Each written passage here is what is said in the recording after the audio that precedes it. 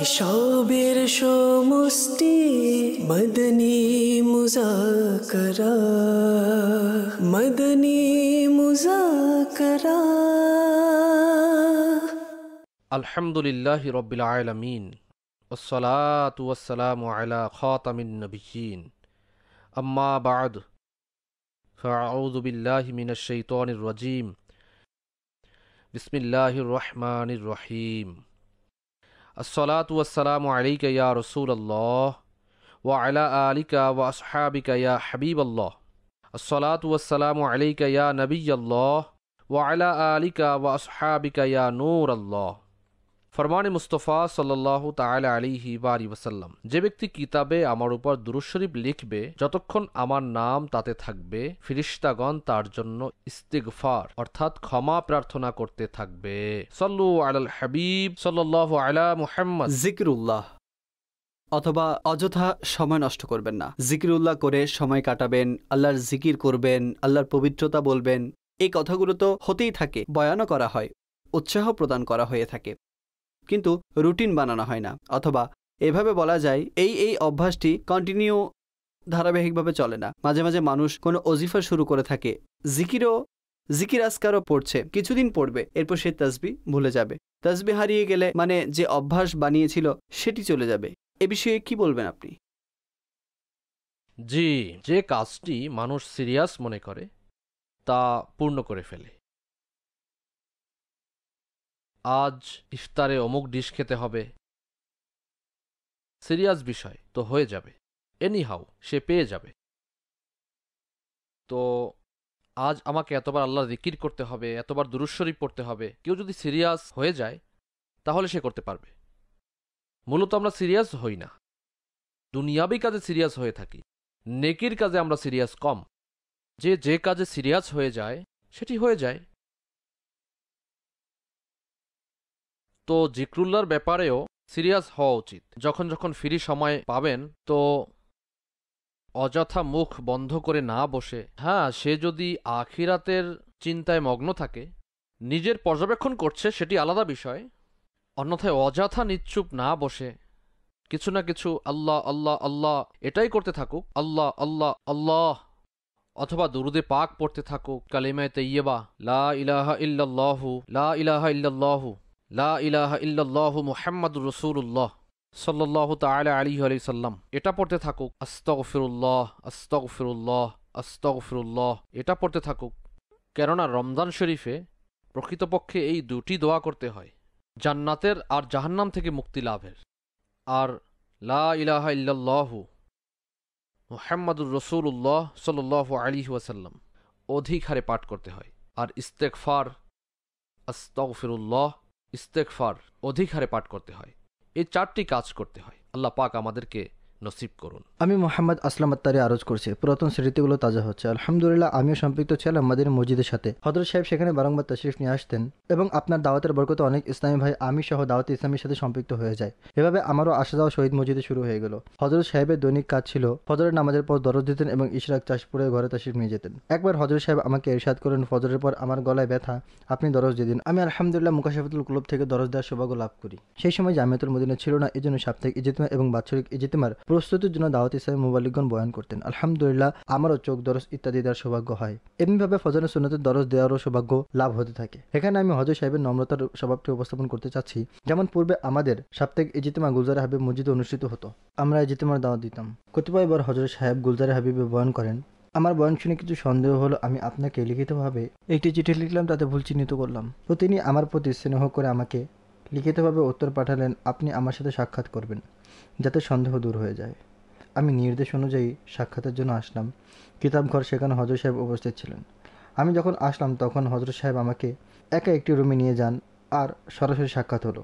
তিনি খুবই নম্রতার সাথে আমাকে সেই সন্দেহ দূর করলেন। সেই সময় সেখানে ফয়জানে সুন্নাতের লুজ পেপারের যে কিতাব রাখা ছিল, হযরত সাহেব ইরশাদ করলেন, আপনি এটি চেক করুন। ফয়জানে সুন্নাতের লুজ পেপারের যে কিতাবটি রাখা ছিল সেটি স্পর্শ করার এবং সেটি দেখার সৌভাগ্য আমার লাভ হয়।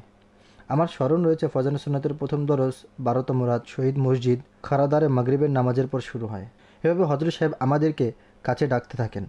এর একটি উপকার আমার হলো যে সেই সময় আমার বিবাহ হযরত সাহেব 1978 সালে পড়ান এবং বৌভাতে অংশগ্রহণ করেন। দ্বিতীয় কথা হলো, হজরত সাহেবের সাথে যখন আমার সাক্ষাৎ হতো তখন তিনি আমাকে আলতাফ ভাই বলতেন। আমি বললাম, হজরত সাহেব আলতাফ না আসলাম। এটি আমি এজন্য বললাম, হজরত সাহেবের বরকতময় স্মৃতিতে আমি গুনাহগারের নামটাও যেন স্মরণ থাকে আর আমার যেন কাফারার সুযোগ হয়ে যায়। মাশাআল্লাহ। পূর্বে সবকিছু করতেন, এখন কিছু করেন কি করেন না তা বলেননি। পূর্বে অনেক কিছু করতেন। আসলাম ভাই, আমি চিনতে পেরেছি আপনাকে। মাশাআল্লাহ। হাজী সেলিম মুন, হাজী আলতাফ মুন, এনাদের বন্ধুদের মধ্যে আপনি একজন। আল্লাহ পাক বরকত দান করুন। বেটা, যদি অলসতা থাকে তাহলে অলসতা দূর করে দিন। আর এখন তো মাশাআল্লাহ দিনই কাজ করতে অনেক সহজ হয়েছে। সকল রুলস পূর্বের তুলনায় আরও মজবুত হয়ে গেছে। ধীরে ধীরে আরও মজবুত হয়ে যায়। রুলস মজবুত হয়েছে। জামিয়াতুল মদিনা, মাদ্রাসাতুল মদিনা, এত অধিক বিভাগ তৈরি হয়েছে। পূর্বে কোন বিভাগটি ছিল? আমাদের কাছে কোনো বিভাগই ছিল না। অনেকগুলো বিভাগ রয়েছে। যে বিভাগ আপনার পছন্দ হয় আপনি সেই বিভাগে কাজ করা শুরু করুন। সাল্লু আলাল হাবিব সাল্লাল্লাহু তাআলা আলা মুহাম্মদ। হুজুর, লোকেরা বলে থাকে রবিবার থেকে মঙ্গলবারের মধ্যে সদকা দেওয়া কি জায়েজ? এ বিষয়ে কিছু মাদানী ফুল দিন। রবি থেকে মঙ্গলবার এর মধ্যে সদকা দেয়া জায়েজ। প্রতিদিনই সদকা করতে পারবেন। রবি থেকে মঙ্গলবারের মধ্যে কোনো বিশেষত্ব নেই। জায়েজ আছে রবি থেকে মঙ্গলবারের মধ্যে সদকা দেয়া। সাল্লু আলাল হাবিব সাল্লাল্লাহু তাআলা আলা মুহাম্মদ। আপনার কাছে আমার প্রশ্ন হলো, ঘরে কবুতর পালা কেমন? আল্লাহ আল্লাহ। কবুতর পালা জায়েজ রয়েছে। কবুতরকে কোনো কষ্ট দেয়া যাবে না। একে পরিপূর্ণভাবে দানা পানি দেয়া উচিত। এদের যেন দানা পানির কোনো কষ্ট না হয়। কবুতরকে কতিপয় মানুষ উড়ায় কিন্তু নামতে দেয় না, ক্লান্ত করে ফেলে। এই অত্যাচার করা উচিত না, এটি গুনাহের কাজ। জায়েজ পদ্ধতিতে শরীয়তের বিধান অনুযায়ী এদের সাথে যদি উত্তম আচরণ করতে পারেন তাহলে কবুতর পালুন, অন্যথায় পালবেন না। অর্থাৎ কবুতর উড়তে থাকলে উঠতেই থাকে, এত উড়ে যে হারিয়ে যায়, উপরে উঠে উঠতে থাকে 8 ঘন্টা 9 ঘন্টা উঠতে থাকে। এই ধরনের কাজকর্ম আর এভাবে কবুতর পালন করে থাকে। কবুতরের উপর টাকাই এভাবে ব্যয় করে থাকে, এর উপর জোয়াও হয়ে থাকে। এ ধরনের আরও কাজকর্ম হয়ে থাকে। শীষ মেরে মেরে এদের উড়াতে থাকে, আশেপাশের শান্তিও নষ্ট করতে থাকে। ছাদের উপরে কবুতরের বাসা থাকে, অন্যের ঘরে দৃষ্টি পড়া। কি বলবেন এই বিষয়ে? কিছু মাদানী ফুল দিন। যত টাকা কবুতরের জন্য ব্যয় করে সেই টাকা অন্য কোনো ভালো কাজে লাগালে। জি, ঠিক বলেছেন। হ্যাঁ, নামতে দেয় না, এদেরকে নিচে নামতে দেয় না। মাঝে মাঝে কবুতর যখন নামে তখন অজ্ঞান হয়ে পড়ে। জি জি, এটা অত্যাচার। অতঃপর অন্যের ঘরে দৃষ্টি চলে যায়। আশেপাশে ঘর থাকে, ছাদ থাকে, তো বেপর্দা হওয়া, অপরের ঘরে উকি মারা এমনও হয়ে থাকে। আর এর মাধ্যমে জুয়া খেলাও হারাম রয়েছে। এভাবে কষ্ট দেয়া উচিত না কবুতরকে। টাকা ব্যয় করা, বিনা টাকায় তো কবুতর পাওয়া যাবে না। এগুলো হলো ভালো প্রজাতির কবুতর, জংলি কবুতর নয়। এগুলো জংলি কবুতর নয়। সাল্লু আলাল হাবিব সাল্লাল্লাহু তাআলা আলা মুহাম্মদ। মুফতা বি কোল, আমরা যে বলে থাকি, প্রশ্ন করা হয়েছে মুফতাবিহি কোল কাকে বলে? অভিমত ভিন্ন ভিন্ন হয়ে থাকে।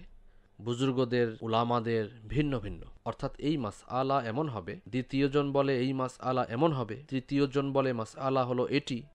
তাদের মধ্য থেকে এভাবে মুফতি হয়ে থাকে এবং তার মাসআলা সম্পর্কে জানা থাকে যে তিনি ফিকহি মাসআলা সমাধান করতে পারেন। অন্যান্য মুফতিদের সাথে পরামর্শ করবে অথবা নির্বাচন হবে তাদের সকলের মধ্যে কোন অভিমতটি গ্রহণ করা হবে। যে অভিমত মানে মুফতিয়ানে কেরাম যে অভিমত গ্রহণ করে, যার উপর ফতোয়া দিবেন, তাকে বলা হবে মুফতা বিহি কৌল, অর্থাৎ যে অভিমতের উপর ফতোয়া দেয়া হয়েছে। আচ্ছা, এই মুফতা বিহি কৌল যুগ পরিবর্তনের সাথে এর মধ্যে পরিবর্তন আসে। এখানে প্রকৃতপক্ষে এই ফিল্ড উলামাদের, প্রত্যেক আলিমের নয়, শুধুমাত্র মুফতিয়ানে কেরামের। মুফতা বিহি কৌল তিনি নির্বাচন করতে পারবেন, আমরা করতে পারবো না। আমরা কেবল তারা যেটিকে বলবেন মুফতা বিহি কৌল এর উপর আমল করতে পারব। আমরা নিজ জ্ঞানের ঘোড়া দৌড়াতে পারবো না।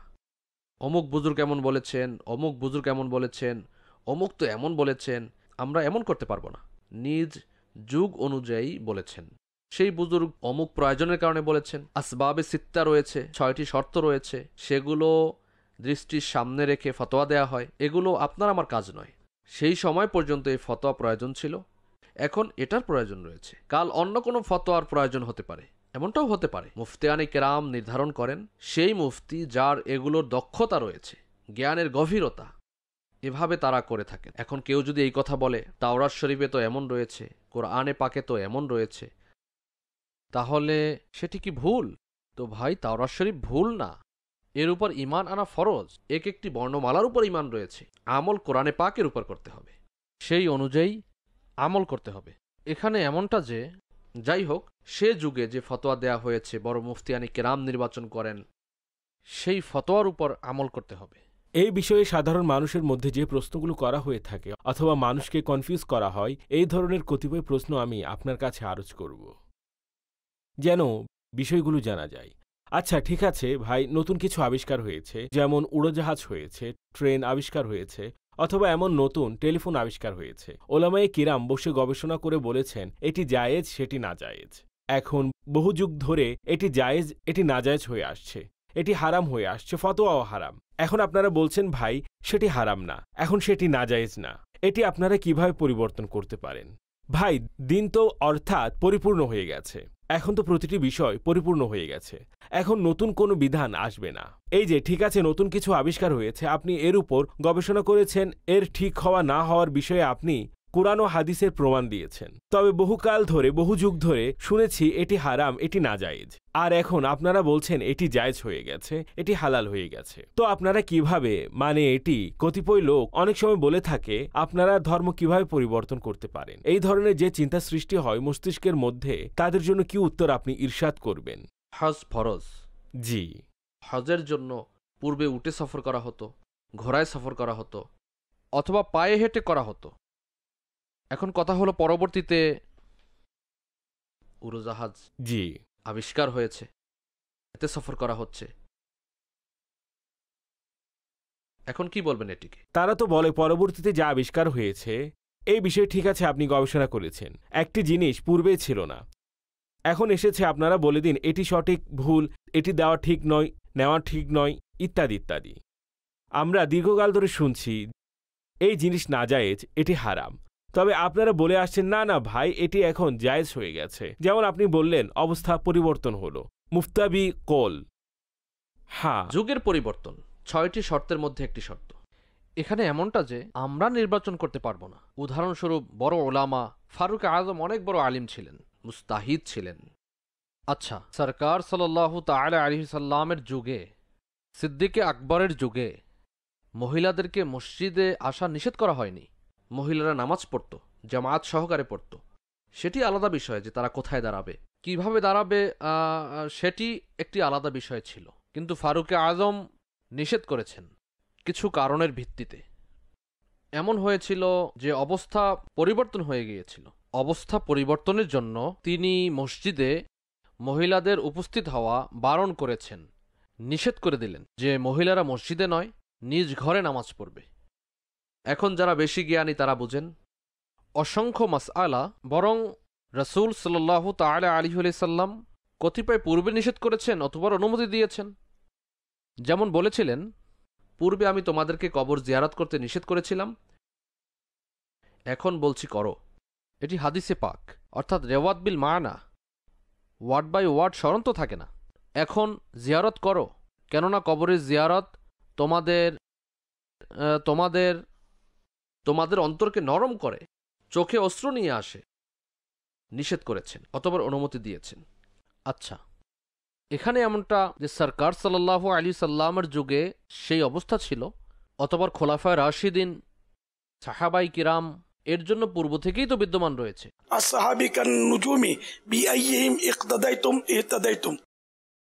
আমার সাহাবা নক্ষত্রের ন্যায়, যার অনুসরণ করবে সঠিক পথ পেয়ে যাবে, এই অনুমতি তো পেয়ে গেলাম। এরপর পরবর্তীতেও অসংখ্য মাসআলা এমন রয়েছে যা পরিবর্তন হয়েছে। প্রয়োজনের ভিত্তিতে ওলামাগণ কোরআন ও হাদিসেরই আলোকে পরিবর্তন করেছেন। আর এটা পরিপূর্ণ একটি ফিকহের আলোচনা। আর তাকলিদ, ইমামে আজম রহমতুল্লাহি তাআলা আলাইহি বলেছেন যে হাত এখানে বাঁধবে, ইমাম শাফিঈ বলেছেন হাত এখানে বাঁধবে, ইমামে আজম বলেছেন ক্ষত স্থান থেকে রক্ত বের হলে আমাদের অজু ভেঙে যাবে, ইমাম শাফিঈ বলেছেন অজু ভঙ্গ হবে না। এই ধরনের আরও অসংখ্য মাসআলা রয়েছে। তো এগুলো হলো বড়দের মাসআলা। আর তাকলিদ করাও আবশ্যক। কতিপয় মানুষ এমন রয়েছে যে নিজেদেরকে পরিপূর্ণভাবে মুক্ত মনে করে, তো এরা এই ধরনের কথা বলে থাকে। একবার আমার কাছে একজন পীর সাহেব তার মুরিদদের সাথে নিয়ে এসেছিলেন, নিজে এসেছেন বা নিয়ে এসেছেন, আপনারা যেটা মনে করেন। সেও এরকম কিছু বলছিলেন, এটা নতুন জিনিস, এটা করা উচিত না, ওটা করা উচিত না। আচ্ছা, অতঃপর আমি বললাম, পূর্বে তো উটের উপর করে মদিনায় যেতেন। আমি বললাম, মদিনায় যাবেন? তো বলল হ্যাঁ। হজ করবেন? বলল হ্যাঁ। আমি বললাম, পূর্বে তো উটের উপর সফর হতো, এখন তো উড়োজাহাজে সফর হয়, উড়োজাহাজে করা বিদআত। বললাম, আপনি করবেন? বলল হ্যাঁ। কিভাবে করবেন? বললাম, সবুজ গম্বুজে জিয়ারত করবেন? বলল হ্যাঁ। আমি বললাম, পূর্বে কোথায় ছিল? এটি কি বিদআত না?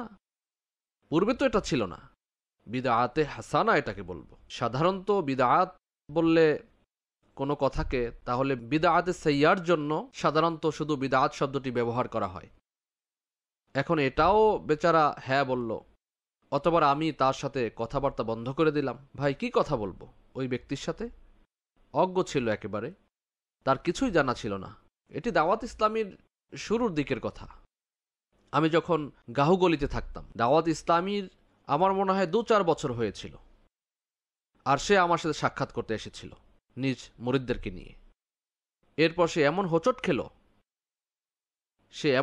খেল যে বাস, সে এই ঘটনাক্রমে তার সাথে এমন কেস হলো যা আমি বলতে পারবো না। সে এমন ত্রুটি করলো, এমন ভুল করলো, যার কারণে তার পূর্ণ আস্তানা ধ্বংস হয়ে গেল, বন্ধ হয়ে গেল, লোকেরা অসন্তুষ্ট হয়ে গেল।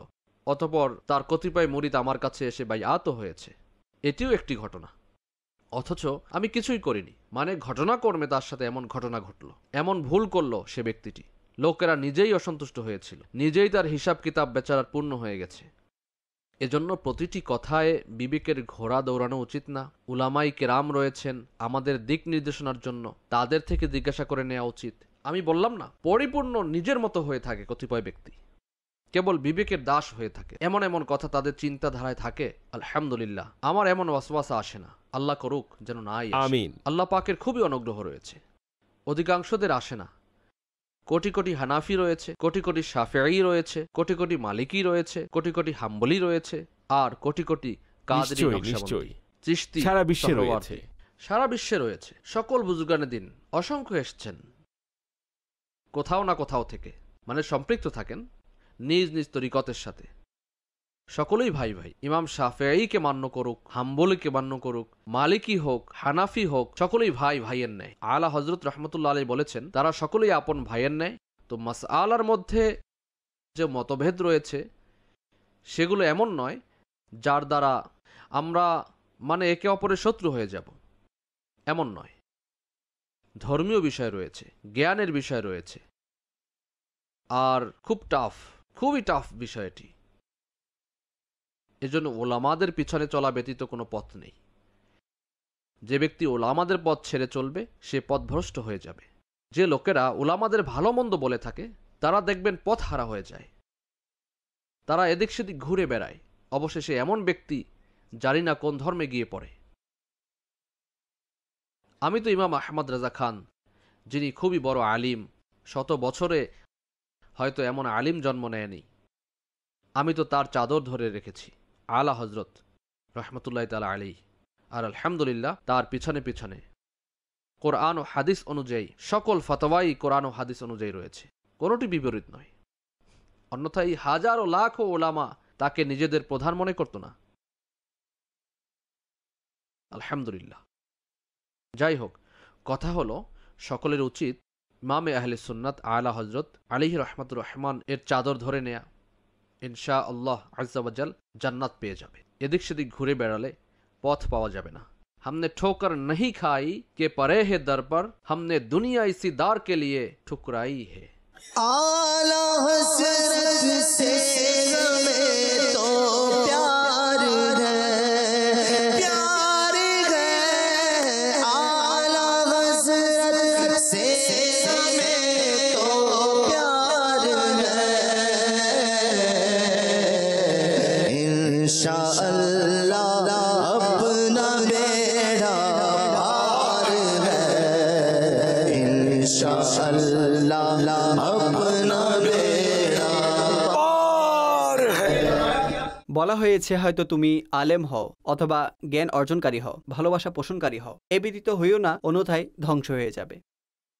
তুমি সকাল অতিবাহিত করো এই অবস্থায়, হাদিসে পাকে তুমি সকাল অতিবাহিত করো এই অবস্থায় যে তুমি আলিম অথবা মুতাআল্লিম অর্থাৎ জ্ঞান অর্জনকারী, অথবা ইলমের কথা শ্রবণকারী, অথবা কমপক্ষে এমন হও অন্তরে আলিমের প্রতি যেন ভালোবাসা থাকে, এছাড়া অন্য কিছু হবে না, অন্যথায় ধ্বংস হয়ে যাবে, পতন হয়ে যাবে। সাল্লু আলাল হাবিব সাল্লাল্লাহু তাআলা আলা মুহাম্মদ।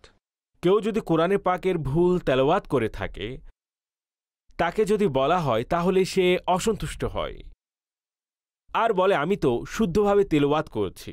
এখন তার সংশোধন কিভাবে হবে? দোয়া, জি দোয়া। তার কলার ধরে মারতে তো পারবেন না, কি করব? ঠিক আছে ভাই, দোয়াই করুন। দোয়াই করতে পারবো। কেউ যদি নিজে নিজেই সংশোধনের দরজা বন্ধ করে, তার সংশোধন কে করতে পারে? বরং কেউ যদি সংশোধন করে আর সে ভুলের মধ্যে থাকে, তবুও তার সাথে এমন আচরণ করবেন না পরবর্তীতে যদি আমাদের বাস্তবেই ভুল হয়ে যায় আর সে আপনাকে বলবে না, আমরা ক্ষতির মধ্যে পড়ে যাব। তাকে তো বাহাবা দিয়ে ভাবে চালাতে হবে যে ভাই সে আমাকে যাই বলুক। হাই হাই, খুব কঠিন কাজ, খুব কঠিন কাজ বলেছেন হুজুর, খুব কঠিন কাজ বলেছেন। যদি কঠিন হতো তাহলে এর উপর আমার আমল হতো না। সঠিক সংশোধনকারী এই জন্য আমার এমন আপনার আমল রয়েছে। এখন আপনারা আসলাম ভাইয়ের যে ঘটনা শুনেছেন, গুলজারে হাবিবের খুবই পুরাতন ঘটনা।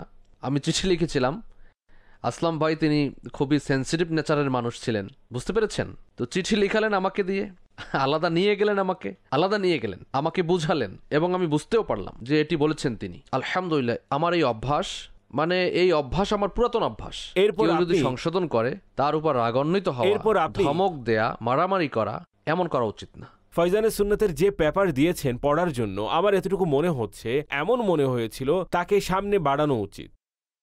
কিছু তো হয়েছিল, এই ঘটনাটি আমার স্মরণ নেই, তবে তার স্বাভাবিক ব্যাপার যার সাথে হয়েছে তার তো স্মরণ থাকেই, ভালো অথবা মন্দ যা ঘটে থাকে। আমি আপনাকে আরজ করছি কঠিন কাজ। একে তো দেখুন, সংশোধনকারীকে সহ্য করা খুবই কঠিন কাজ। কেউ সংশোধন করবে, মানুষ সেটি সহ্য করবে, এটি নফস এই বিষয়ে সহায়তা করে না। একে তো এটা হলো, সে সংশোধনকারী কিভাবে হলো?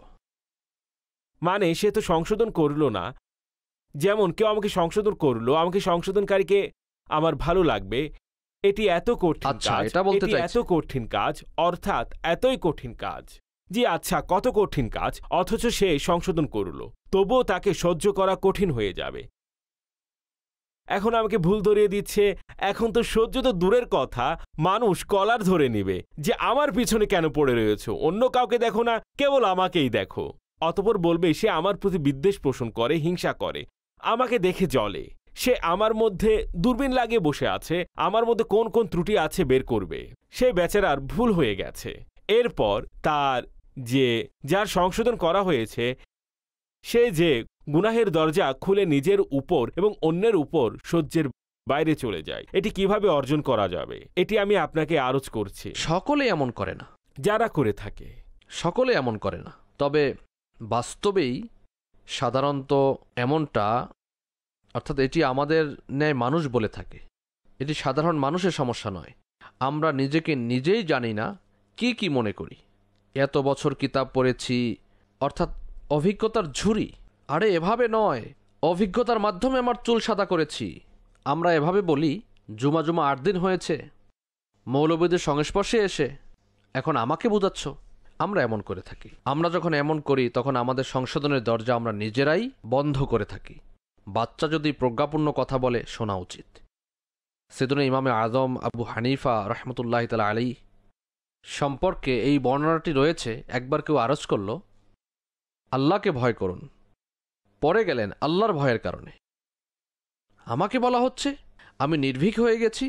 একবার বাচ্চাকে বললেন, বেটা দেখে চলো, পিছলে যেন না যাও। তো সেই বাচ্চা বললেন, হুজুর আমি যদি পড়ে যাই তাহলে একাই পড়ে যাব, আপনি পিছলে যাবেন না। আপনি যদি পিছলে যান তাহলে আপনার পিছনে সকল জাতি পিছলে যাবে। আল্লাহ আল্লাহ। এটাকে তিনি নিজের জন্য একটি অদৃশ্য ইঙ্গিত মনে করলেন যে এটা আমার জন্য উপদেশ। বাচ্চাকে ধমক দেননি, যেমন আমাদের অবস্থা বাচ্চাকে ধমক দেই, বেয়াদব ছেলে, তর্ক করো আমার সাথে। তিনি আমাদের ইমাম ছিলেন।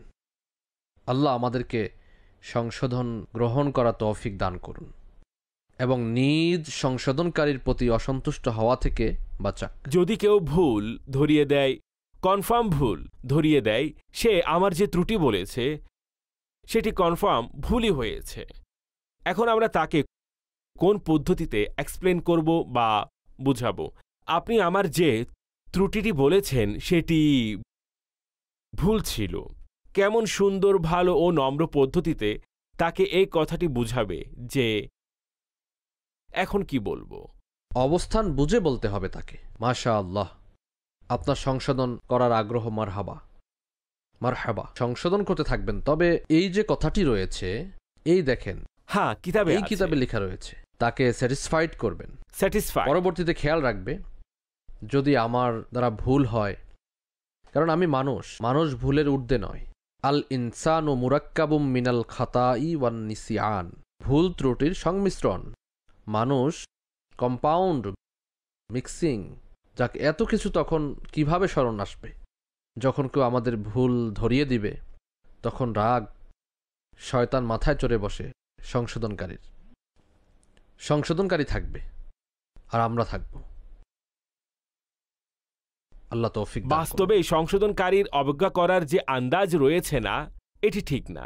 ঠিক বলেছেন হাজী সাহেব। মূলত আমি একটি কথা চিন্তা করছি, সেটি হলো ভুল ধরিয়ে দিলে এত বেশি প্রবলেম হয় না। যেমন আপনি কোনো রেওয়ায়াত পড়েছেন, ভাই এটি এভাবে না এভাবে হবে, এজন্য হয়তো এত প্রবলেম হয় না যত প্রবলেম আন্দাজের কারণে হয়। প্রকৃতপক্ষে অনেক সময় হয় কোনো ব্যক্তি কাউকে সংশোধন করতে চায়, সে এভাবে আসে, তাকে ঘিরে মানে কাবু করে একেবারে রশি দিয়ে বেঁধে এরপর বাস তার উপর মানে হাতুড়ি মারবে। যখন এভাবে কেউ এই ধরনের আন্দাজ গ্রহণ করে, তখন সামনের ব্যক্তি, স্বাভাবিক ব্যাপার, এত তো আপনি ভুল কথা বলেছেন আর ভুল পদ্ধতিতে বলেছেন, এই কারণেই আমার মনে হয় প্রবলেম হয়ে থাকে। অন্যথায় আপনি যদি পজিটিভ ওয়েতে যদি কাউকে কিছু বলেন, তাহলে আমার মনে হয় কোনো বিবেকবান ব্যক্তি সেটি ভুল মনে করবে না। ভালো কথা বলেছেন আপনি। অবশেষে বিবেকবান ব্যক্তি নিজের কথা নিজেই শেষ করে দিয়েছেন। মাশাআল্লাহ, কি চমৎকার। সাল্লু আলাল হাবিব সাল্লাল্লাহু তাআলা আলা মুহাম্মদ। এই বিষয়ে ইরশাদ করুন যে ইলমবিহীন ব্যক্তির ইসলামী কোনো কিতাব লেখা কেমন? SMS এর মাধ্যমে প্রশ্ন এসেছে। প্রথমত লেখাই উচিত না যতক্ষণ আলিম না হয়ে যায়। এত ধর্মীয় জ্ঞান যদি না থাকে যার দ্বারা সে ধর্মীয় কিতাব লেখার যোগ্যতা অর্জন করবে, এভাবে অজ্ঞ ব্যক্তি তো লিখতেও পারবে না। আর যদি লিখে থাকে কোনো ধর্মীয় কিতাব, তাহলে কোনো সঠিক আলিমি দ্বীনের কাছে একটি শব্দকে চেক করিয়ে নিন। তিনি যদি ওকে করেন তাহলে তা প্রচার করবে, অন্যথায় লেখা বন্ধ করে দেবে। প্রথমত লিখবেই না। এখন লিখেছে, কাউকে তো বলেনি, তিনি যদি কুফরি বাক্য লিখে দেয় কি হবে? বিপদ রয়েছে অনেক বড়। এখন কেবল কি কিতাব লিখে, কালামও তো লিখে থাকে, ছন্দ লিখে না, মানে এটা যে রাদিফ কাফিয়ার কোনো ঠিকানা থাকে না, হোশ থাকে না, ওজান সম্পর্কে তার জানা থাকে, শব্দের মানে যে ধারাবাহিকতা তা জানা থাকে না, অথচ কবিতা লিখে থাকে। এতে কিতাবের তুলনায় কালামে কুফরিয়াতের অধিক সম্ভাবনা রয়েছে, কেননা এর মধ্যে শব্দ কিছু না কিছু সেটিং করতে হয়। এতে মানুষ রাদিফ কাফিয়া, অর্থাৎ সে যদি এর জ্ঞান না থাকে কালামের, রাদিফ কাফিয়া ঠিক রাখতে, সুন্দর শব্দ চয়ন করতে গিয়ে সে এমনটা কিছু করে ফেলে। বড় বড় কবি এই বিষয়গুলোতে হোঁচট খেয়েছে, বড় বড় কবিগণ। এজন্য বারংবার আমার তো এই অনুরোধ থাকবে যে আলা হজরতের এবং আমাদের যে উলামা রয়েছেন, বড় বড় ওলামাগণ যে কালাম লিখেছেন, নাত লিখেছেন, কেবল তাদের কালাম পড়বেন। বাকি অন্যান্যদের কালাম যতক্ষণ পর্যন্ত কোনো বিজ্ঞ আলিমে দিন থেকে চেক না করাবেন, সেই আলিমে দিনের কাছে যিনি এই বিদ্যা জানেন, কাব্যবিদ্যা জানেন, তাহলে তিনি সঠিকভাবে চেক করতে পারবেন। অন্যথায় তখন অপারগ হয়ে কমপক্ষে সরিয়ে চেক তো হয়ে যাবে কালামের। প্রত্যেক আলিম কাব্যবিদ্যা জানে না, আর এতে কোনো সমস্যা নেই, আলিমের জন্য শর্তও নয়। যে তাকে কাব্যবিদ্যা জানতে হবে। চেক করিয়ে নেওয়া উচিত। কেবল এটি যথেষ্ট না যে আমি এই কালাম পড়েছি আর অমুক আলিম সাহেব বসেছিলেন আর দুলছিলেন, এতে সত্যায়ন হয়ে গেছে, এটি সঠিক না। যে অনেক সময় এমনও হয় তাদের দেহ দুলতে থাকে আর অন্তর হতে পারে মদিনাতে চলে যায়। মনোযোগ না থাকলে পূর্ণ বাক্যের দিকে, তো এটি যথেষ্ট নয়। এজন্য লিখিত আকারে কালাম তাদেরকে দেখাবেন, অতঃপর তিনি নিজস্বভাবে একা অবস্থায় এই কবিতা নিয়ে চিন্তা করে এরপর উত্তর দিলে এটি অধিক উপকারী হবে। সামনে সামনে অনেক সময় মনোযোগ থাকে না, জিজ্ঞাসা করলেন আর উত্তর দিয়ে দিলেন। আর অনেক সময় আলিমও একজন মানুষ, মনোযোগ থাকে না একজন মানুষের। আর পংক্তি চেক করা, লেখা চেক করার তুলনায় কঠিন কাজ, সূক্ষ্ম বিষয় রয়েছে এর মধ্যে। একটি কাজ হতে থাকলে জ্ঞানের তো বৈশিষ্ট্য রয়েছে, জ্ঞান যতক্ষণ পর্যন্ত ব্যয় হতে থাকবে বাড়তে থাকবে। জ্ঞানকে প্যাক করে রেখে দিন, ভুলে যাবেন। হাফিজ হলে পড়তে থাকবে তো বাড়তে থাকবে, পড়া বন্ধ করলে ভুলে যাওয়া শুরু হয়ে যাবে। কোরআন ধারাবাহিকভাবে এটি তেলাওয়াত করতে হয়, খুবই বিপদের সময়। আর মা বাবার জন্য তো এটাই বিপদ হয়ে থাকে। এটি কি কম বিপদ যে বাচ্চা দুষ্টুমি করে থাকে, তাদেরকে বিরক্ত করে থাকে, তাকে বুঝাবে না তার থেকে প্রাণ বাঁচাবে বাচ্চা থেকে? এমনও হয়ে থাকে বেচারাদের সাথে। আল্লাহ করিম অনুগ্রহ করুন।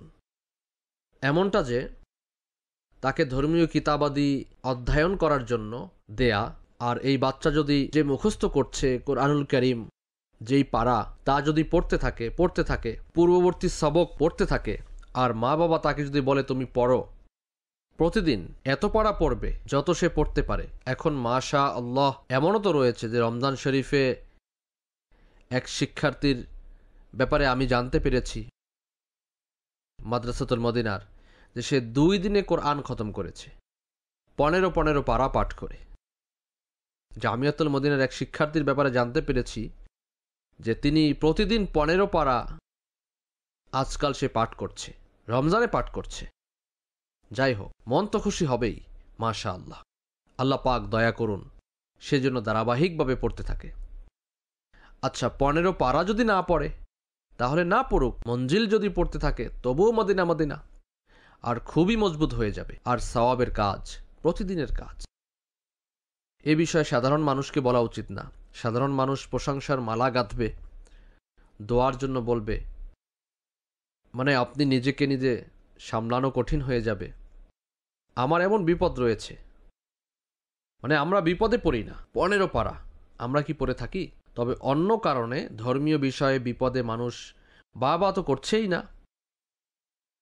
যার বাবা হয়েছে তার বেঁচে থাকা খুবই কঠিন কাজ, তার জন্য আল্লাহ সাহায্য করুন। যার বা হয় না সে চিন্তা করতে থাকে আমার তো আজ পর্যন্ত কেউ প্রশংসা করেইনি। অনেকবার এমন হয়েছে আমি ভাই এটিও করছি ওটিও করছি সেটিও করছি, আজ পর্যন্ত তো কখনো কেউ আমাকে কোনো উৎসাহ দেয়নি, আজ পর্যন্ত কেউ আমার কোনো কাজে প্রশংসামূলক কথা বলেনি। আমি তো কাজ করে করে মানে এমন হয়ে গেছি।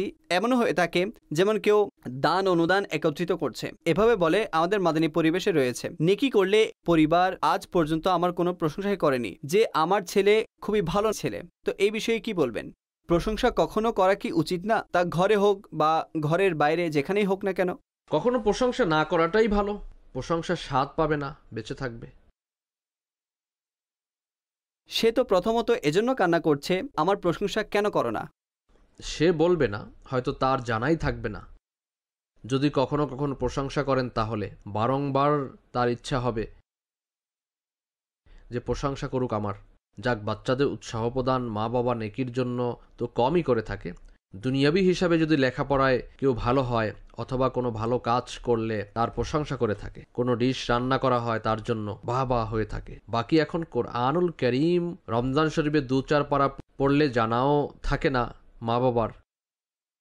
বাচ্চা রোজা রেখেছে, সে রেখেছে, আমরাও তো রাখছি, সে কোনো বড় কাজ করেছে নাকি, এভাবে বলে সামলিয়ে রাখে। আল্লাহ ভালো জানেন। তবে কতিপয় পরিবার এমন রয়েছে বাচ্চাদেরকে উৎসাহ প্রদান করে, তাকে ইবাদতের দিকে সামনে বাড়িয়ে থাকে। তবে এখন এমন সমস্যা হয়েছে যে ইবাদত যদি বেশিও করে থাকে, বাচ্চা অথবা বাচ্চা মসজিদের দিকে যায়, তার কিছু হয়ে যাবে। ইতিকাফ থেকে বাধা প্রদানকারীর তো আমার জানা রয়েছে, বাধা দেয়ার। ইতিকাফে পাঠাবেন না, মস্তিষ্ক এমন হয়ে যাবে। সকল পাগলখানা ইতিকাফকারীদের দ্বারা পূর্ণ রয়েছে। যেমন রোডে যারা পাথর নিক্ষেপ করে থাকে, বুঝেছেন, গালি দিচ্ছে, এরা কি ইতিকাফ করছিল? চিন্তাধারারও কোনো ঠিকানা থাকে না। আরে আল্লাহর ইবাদত করলে কি মস্তিষ্ক বিকৃত হয়? বিকৃত মস্তিষ্ক ভালো হয়ে যায় ভাই। এটি হলো শয়তানের কুমন্ত্রণা, যে ইবাদত করলে মস্তিষ্ক বিকৃত হয়ে যায়, আর অমুকের এমন হয়েছে, অমুকের এমন হয়েছে, তাদের কাছে উদাহরণও থাকে। মেয়েদেরকে উপঢৌকন স্বরূপ যে স্বর্ণ রূপা ব্যতীত অন্য কিছু দেয়া হয়, যেমন কাপড় রয়েছে, জুসার মেশিন রয়েছে, বাসন, ক্রোকারিজ ইত্যাদি যে বস্তু রয়েছে, এগুলোর উপরও জাকাত দিতে হবে। ব্যবসায়ী পণ্যের জাকাত দিতে হয়, কারণ এটি রাখা হয় ঘরে, কোটি কোটি টাকার জিনিস রাখা রয়েছে। যেহেতু ব্যবসার নিয়তে রাখা হয়নি, তাহলে এর উপর জাকাত হবে না। সেটি আলাদা বিষয়। এমন মানুষ যার কাছে এত জিনিস রয়েছে যে সে জাকাত নিতে পারবে না। এসবের সমষ্টি মদনী মুজাকরা।